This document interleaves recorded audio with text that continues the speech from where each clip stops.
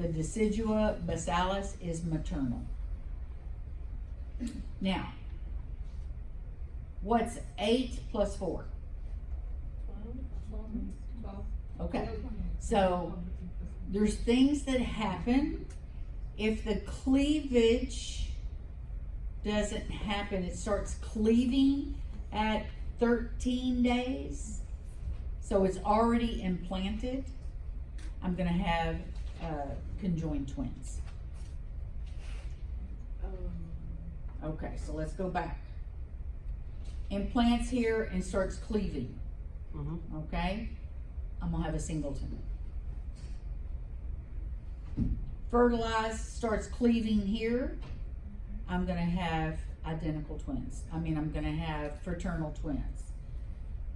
Starts cleaving here. I'm gonna have identical twins. Cleaves here. I'm gonna have mono twins, meaning I'm gonna have twins, but they're gonna be in the same sac. Okay, so it depends on this cleavage on what my egg is going to do. Okay, we're gonna get to that later on. Just remember that at 13 days you have conjoined twins.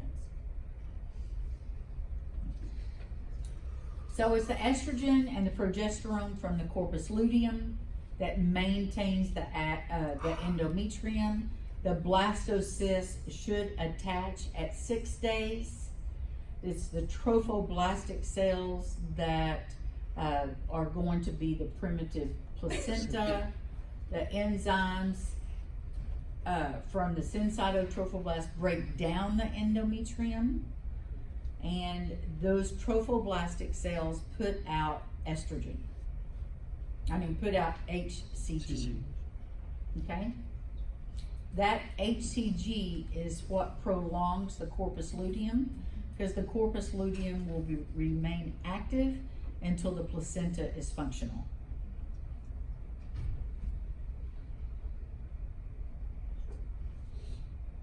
Okay, decidua basalis, maternal side of the placenta. Decidua capsularis, it is the side of the endometrium opposite of implantation. Okay? So here's my decidua basalis. Okay? This is my decidua basalis. I still have my midline canal. Okay? So now I have my decidua basalis. I have my blastocyst. It's here. That is my decidua basalis. It's here, decidua capsularis. It's the endometrium that is covering the blastocyst, except at implantation. Okay? All of this other, decidua paritalis or decidua vira. Okay, they're exactly the same thing. So the decidua capsula is covering The blastocyst. Yeah. It's just like if you were, the gestational cell. like if you pushed a marble through some slime, that hole is gonna fill up, right? It's once I take my finger out, the slime is just going to encapsulate the marble, and where I put my finger is going to be gone. Same thing with the endometrium. Got it? Okay. Now, I have my decidua basalis maternal side. I have the chorion frondosum, that is the fetal side of the placenta. Okay? Here's the fetal side of the placenta, chorion frondosum. And it's going to encircle all the way from this side of the placenta to this side of the placenta, and that's called chorion lavi.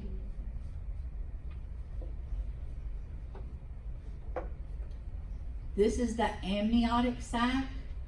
Here is the chorionic cavity. Okay? It's the amniotic sac that is going to hold the conceptus, or the embryo, and then later the fetus. You'll have that. Okay. The blastocyst, the inner cell mass. Okay? The epiblast creates the fluid in the amniotic cavity. It forms the amnion. If we see the amnion and the yolk sac in the same image, we call that the double bleb. Because we see two anechoic structures. It's the amnion membrane that is going to form the amniotic fluid in this early gestation. Okay? The hypoblast that is facing the blastocele will become the baby. It's the inner cell mass. It forms the primary yolk sac. We don't see the primary yolk sac. We only see the secondary yolk sac. Because the primary has already been cut off. It's gone. Okay? But we have to have it for embryology. Okay? Because it will become the umbilical vesicle. The primary become the umbilical vesicle. What is? The primary. Yeah, no, there's two separate structures. I mean, the primary yolk sac. And then that'll be pinched off, and then the secondary yolk sac will form. We never see the primary. We only see the secondary. Okay? Now, we're talking about the yolk sac. It nourishes the conceptus. It helps produce the first blood vessels. It moves blood to and from the embryo. The veins are arterial flow.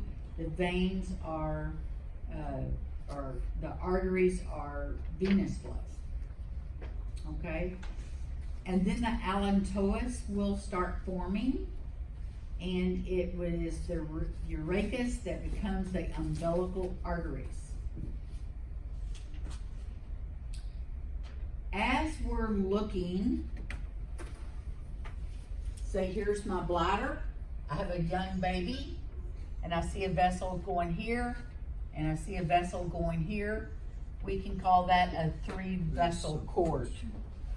It's on its way up to the umbilical, it's on its way up back to the cord, okay? Because it's deoxygenated blood. It has to go back to the placenta to be able to get more blood from the placenta. So that's how it looks on the placenta blood?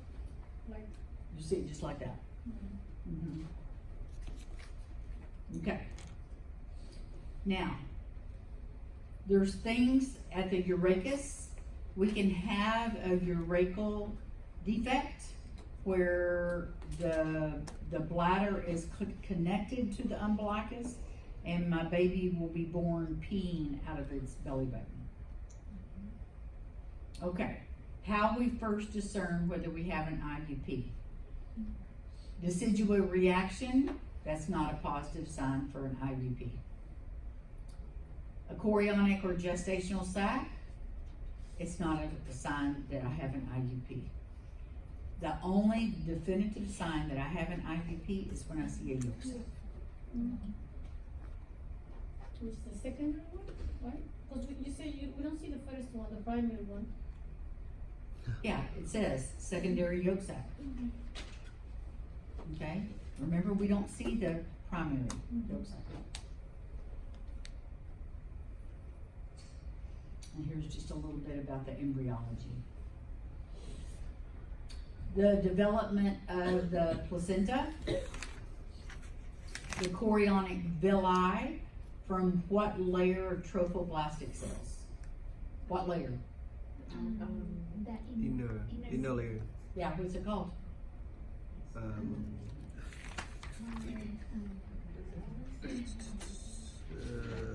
Cytotrophoblast.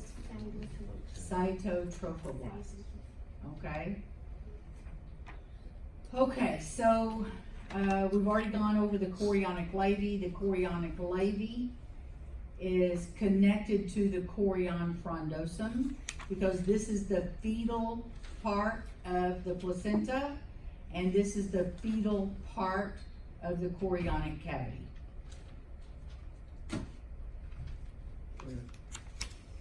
Maternal blood supply for the placenta comes from the spiral arteries and it drains through the endometrial veins. The placenta produces HCG after implantation and estrogen and progesterone. Sometimes our little girls can be born according to the mother's hormones and they can have like a little cycle after they're born. I only knew that because I had to rush mine to the doctor. I just knew she was dying. And the doctor said, no, she's just reacting to your hormones. She's okay, don't worry. No one ever told me. Okay, so HCG levels, it's either qualitative or it's quantitative. Qualitative can be negative or positive only. It can only tell you yes or no, am I pregnant? Okay, we get that from the urine. Quantitative, that comes from how much HCG is in my bloodstream, and they have to draw blood, so it's called serum HCG. This is called urine HCG, serum HCG. Now here, it looks like I have decidua reaction. See, here's my endometrium. Here's my decidua reaction.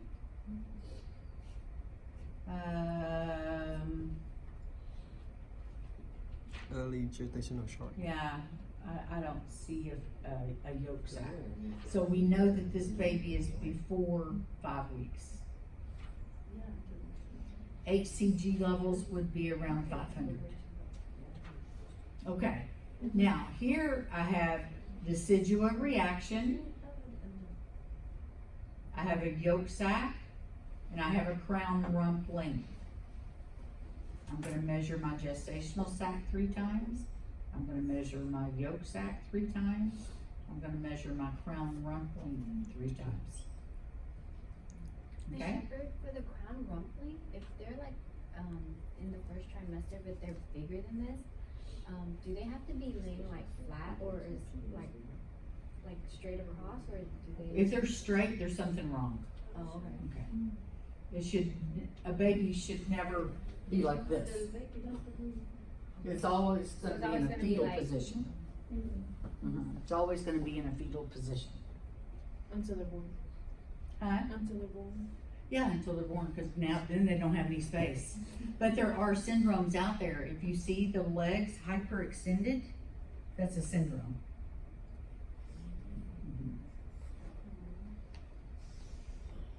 Okay, so here is a newborn, a gestational, and you can see that it has little flappers for its feet and its legs.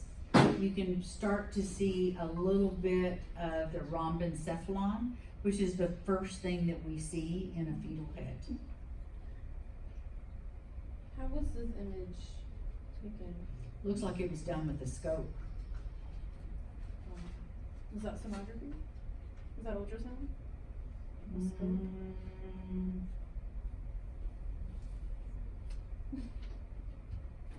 is this?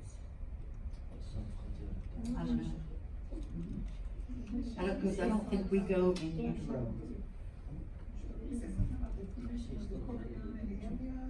It comes as one, Yeah, around 16 weeks. about 16 weeks. Which package was that? Was it the? We don't see it. Okay. Yeah, we don't see it. This is the amnion. I can see the anterior wall of it. This is amnion. Looks like this is a scope image. Okay, so here, yolk sac, gestational sac, decidua reaction, crown rumpling.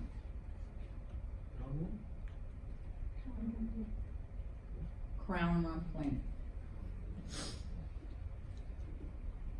Umbilical cord is forming.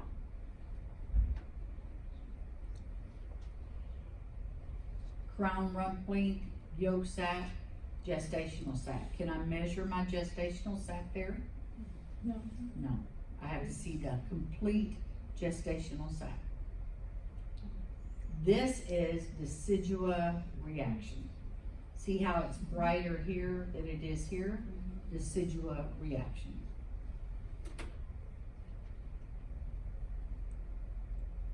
I don't, it says it's a double pleb, so here and here, maybe, so the amniotic sac. Now, when we measure, it's inside to inside for the yolk sac. It's inside to inside for the gestational sac.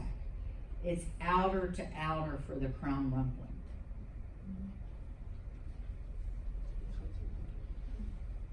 Here's one a little bit older. They're measuring the yolk sac. I'm forming my umbilical cord. Here's my crown rumpling. This area right here would be my nuchal translucency.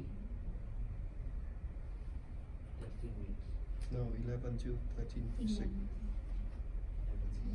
Okay.